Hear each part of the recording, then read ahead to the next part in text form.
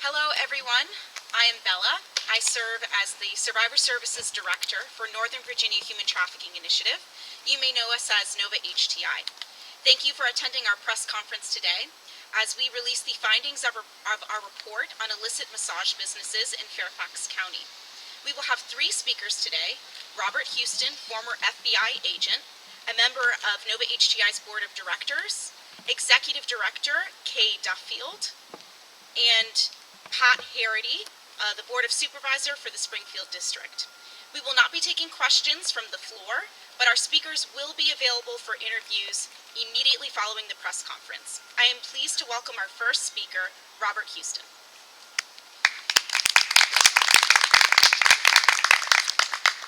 Good morning. Thank you, Bella. As Bella mentioned, my name is Bob Houston. I was an FBI agent for 27 years, specializing in counterterrorism and organized crime. For about the last 3 years, I've worked at an organization called Heyrick Research, which is focused on human trafficking in the illicit massage industry. And as Bella mentioned, I'm also on the NOVA-HTI Board of Directors. My job here is just to talk a little bit about the illicit massage industry from the macro perspective before you hear more about it from the local perspective from NOVA-HTI. When people hear the term human trafficking, they often picture the types of trafficking portrayed in the movies, or people kidnapped off the streets, or something that happens in a far-off part of the globe, or a particularly horrendous case you see in the national news. And all of these things do happen. They do occur. But it is also important to understand that human trafficking happens in more subtle ways that are harder to detect unless we are attuned to them. Much of it is, in fact, hidden in plain sight. The illicit massage industry is one such type of trafficking. You undoubtedly have seen an illicit massage business or an IMB. They're seedy-looking storefronts often found in strip malls or office parks. They offer massages or advertise massages day and night, and they serve only male clientele. IMBs hide under the veneer of being legitimate massage businesses and usually are listed as such in local business and tax records. But sex buyers easily identify them using online review sites where their services are described in great detail. And those services have very little to do with massage. An analysis of online sex buyer review sites indicates there are 10,000 illicit massage businesses in the United States, with about 3 to 4 victim workers at each IMB. At any given time, 30 to 40,000 victim providers, 30 to 40,000 women are being exploited around the country serving sex buyers day and night. Recent academic research determined that the illicit massage industry generates about $3.5 billion in revenue annually. That's billion with a B. The 10,000 IMB storefronts are the public-facing part of this industry, but there's a lot more behind the scenes. This includes a large network of operators, facilitators, money movers, and recruiters, both in the United States and overseas.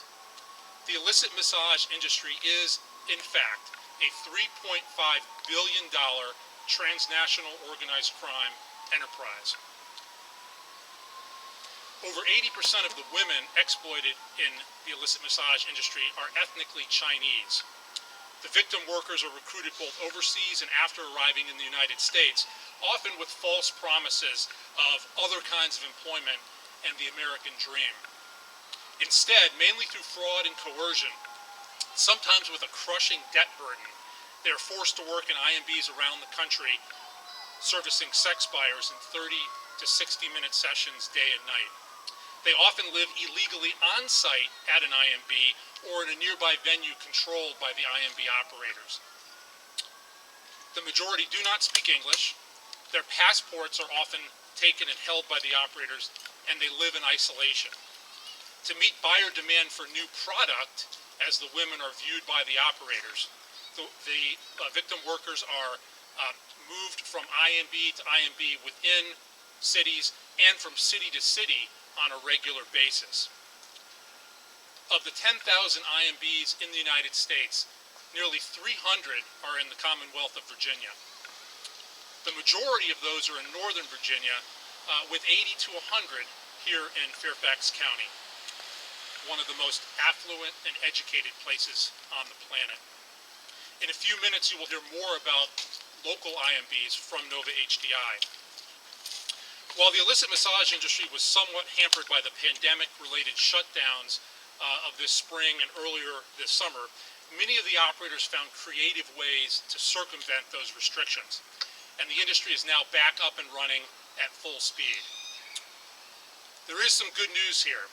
A number of municipalities around the country have joined the movement to end this form of exploitation in their communities using a variety of methods: criminal and civil enforcement, regulation, educating landlords, and other means. These cities include San Jose, California, Kent, Washington, Aurora, Colorado, and closer to home, Washington, D.C. It took champions in local government with the political will to do what was right. To paraphrase one police commander in San Jose, California, we may not have solved the national problem, but at least women are not being exploited at strip malls in our city. We all need to ask ourselves why this is still happening here in Northern Virginia. NOVA-HTI and its partners are committed to seeing it change. Thank you.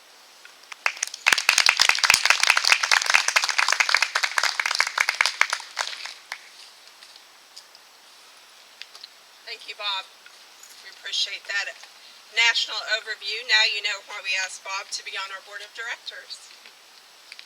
Well, good morning, friends. I'm Kay DUFFUELD. I am the executive director of the Northern Virginia Human Trafficking Initiative. You may know us as NOVA-HTI. Our Christian nonprofit organization was formed in 2014 to prevent human trafficking and commercial sexual exploitation, disrupt related networks, and restore those impacted. Prevent, disrupt, and restore.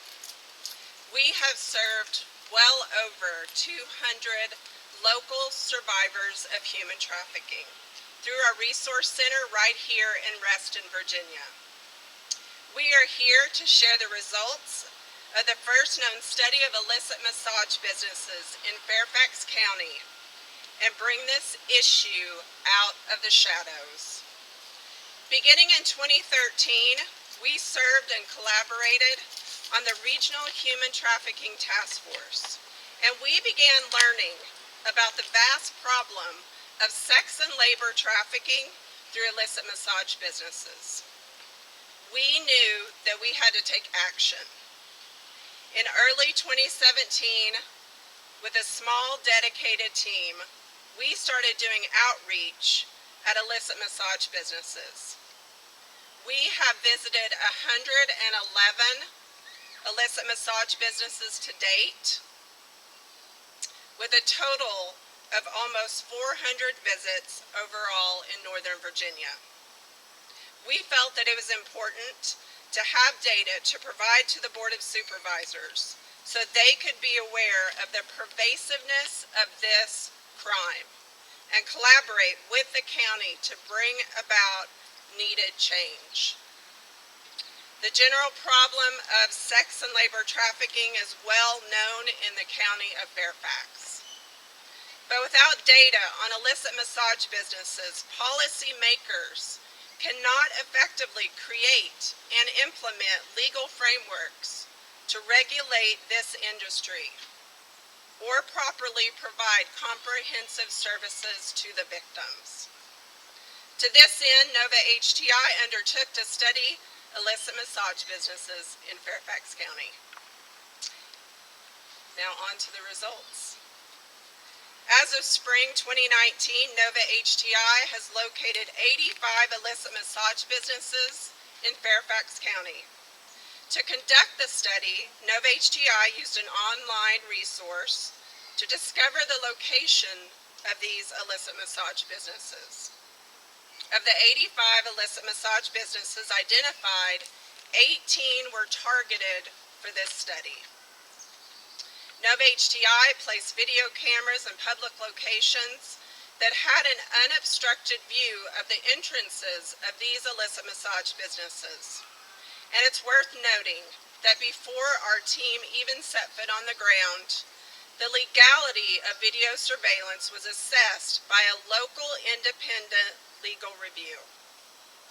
In the state of Virginia, video surveillance is allowed in public areas where there is no reasonable expectation of privacy. Each location was video recorded for a random 24-hour period. Using the data collected, research was able to use a regression analysis to calculate an estimated daily demand. Results of our study show an estimated 558 men buy sex every day in Fairfax County across the 85 illicit massage businesses. Now keep in mind that this number of 558 sex buyers is only for the illicit massage businesses. This does not include other places where human trafficking takes place, such as hotels, apartment, homes, etc. The majority of buyers appear to be white between the ages of 25 and 45. Our study conservatively estimates 170 providers of sex, often sex and labor trafficking victims, work in these illicit massage businesses. All the providers seen were female and appear to be predominantly Asian. And it's worth noting that each provider victim will have approximately 1,200 customer visits each year. That is a lot of sexual exploitation. Barriers to these victims asking for or accepting help may include immigration status, language and cultural barriers, fear instilled by the perpetrators, debt bondage, lack of understanding their legal rights in the United States, controlled movement, and previous sexual abuse that would normalize sexual exploitation to them. Now we want to acknowledge that although all the victim providers appear to be Asian, this does not mean that legitimate Asian massage therapists are providing sexual services. Illicit massage businesses negatively impact our communities. At the time of this study, some 75 illicit massage businesses in Fairfax County were located within 1 mile of a public school. 6 illicit massage businesses existed within 1,000 feet. They masquerade as legitimate businesses. Each year, it is estimated that more than $23.6 million of taxable revenue is being generated at illicit massage businesses here in Fairfax County. Without appropriate laws, law enforcement has a difficult time shutting these businesses down. Often they must resort to regulations concerning taxes or fire regulations. It is our hope that the results of this study will educate and equip our community to identify and report this criminal activity to law enforcement. Allow lawmakers to create a non-permissive environment for these illicit massage businesses to exist. And establish collaborations to provide the most comprehensive services to the victims. In closing, and on a personal note, I want to personally thank our team for their hard work and dedication to this endeavor over the last 2 years. Congratulations, team, on a job well done. Thank you. Now, I welcome you to the podium.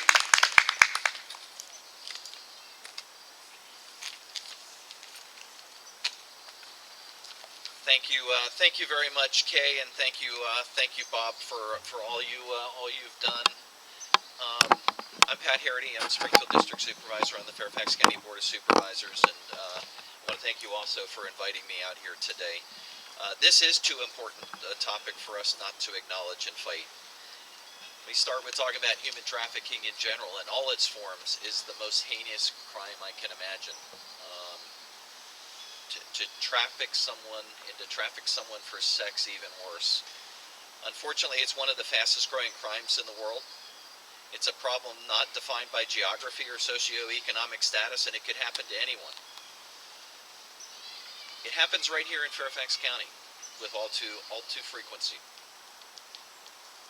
Only a few years ago, I heard from a mom in Fairfax County whose teenager had been trafficked. She never thought it could happen to them, and it does happen to our kids. It's real. We need to recognize the signs and fight for the victims. The Board of Supervisors has been committed for years to fighting human trafficking. We've seen our police department take great strides in bringing trafficking operations to justice. We've started student groups like Spartans Against Human Trafficking in our high schools, and community groups like Just Ask that raise the awareness of the issue, because it's an issue that does often hide in the shadows. Just months ago, the Fairfax County Police Department worked with other law enforcement agencies to take down 11 MS-13 members that were trafficking an 11-year-old right here in Northern Virginia. But that's not what we're here to talk about today, the broader issue. We're here to talk about a lesser known but equally awful form of trafficking that we need to crack down on, and that's the illicit massage businesses. Today's data will shine the light on these IMBs and hopefully get change, and that's why I got a preview of this back in earlier this year, and it shined a big light on the issue, and an issue that I think many of us didn't realize the extent of which was happening right here. Their research highlights the prevalence of illicit massage businesses right here in Fairfax County. They're one of the largest forms of trafficking in the United States, yet they hide in plain sight in our strip malls and business parks among legitimate businesses. You've heard there are an estimated 9,000 to 10,000 in the United States, with Virginia ranking in the top 10 states with the highest number. County and staff and our nonprofit partners, including NOVA-HTI and Heyrick Research, have gathered critical information on the scope of IMBs in Fairfax County. Their research highlights that there are more than 80 IMBs with the potential of over 170 victims right here in Fairfax County. To allow the existence of these IMBs to continue is completely unacceptable. I've met with many of our departments after meeting with NOVA-HTI earlier this year, many of our departments, and they've come across particularly valuable information regarding the operations here that further magnitudes the extent of the IMBs and the impact on safety. Our county agencies are backing up most of what is in NOVA-HTI's reports. The Police Department and Licensing and Regulations Branch, which license and regulates massage businesses in Fairfax County, have gathered information on these businesses. During my multiple meetings with various county staff, the most common feedback on this issue was the need for a more coordinated approach to stopping human trafficking, and more specifically in addressing IMBs.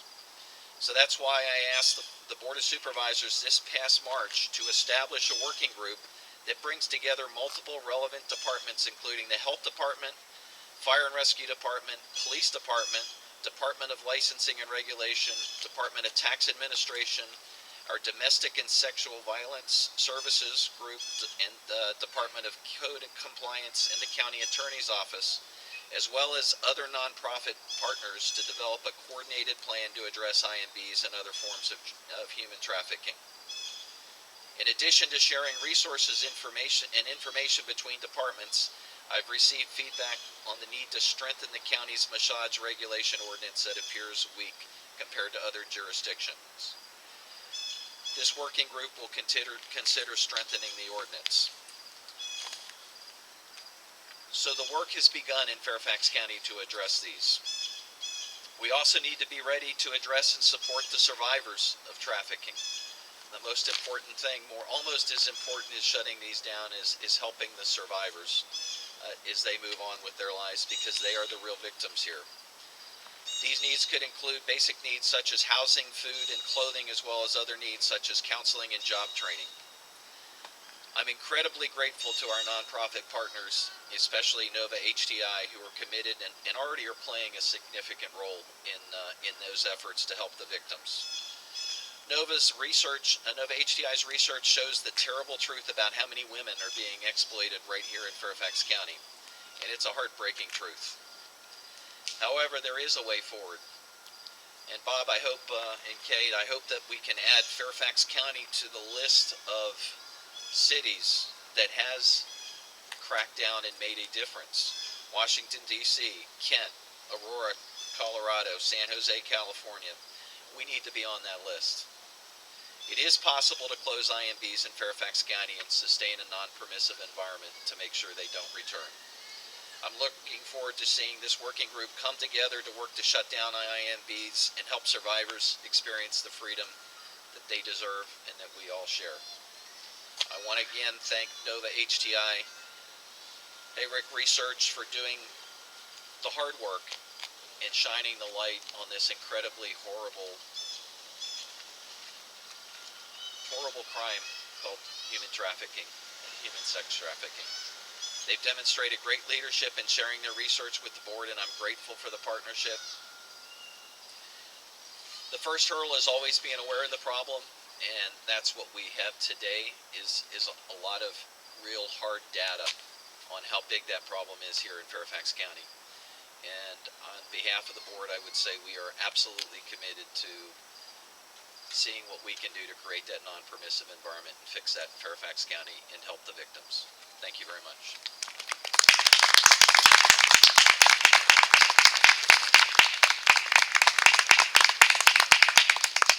Thank you to all of our speakers today for bringing this important information to the community. Thank you to everyone for attending our press conference today. We are adamant to see human trafficking eradicated in our communities and to provide the best services possible to our survivors. Please note that our full report, as well as other important information on how to engage in this work, can be found on our website at novahti.com/IMB. There you can also register to watch our virtual gala on Saturday, November 14th at 6:45 p.m. Eastern Standard Time. You can also learn about all the other work that we do to prevent and disrupt local human trafficking and serving our survivors. Mr. Houston, Ms. Duffield, and Supervisor Heyrity are now available for interviews. Thank you.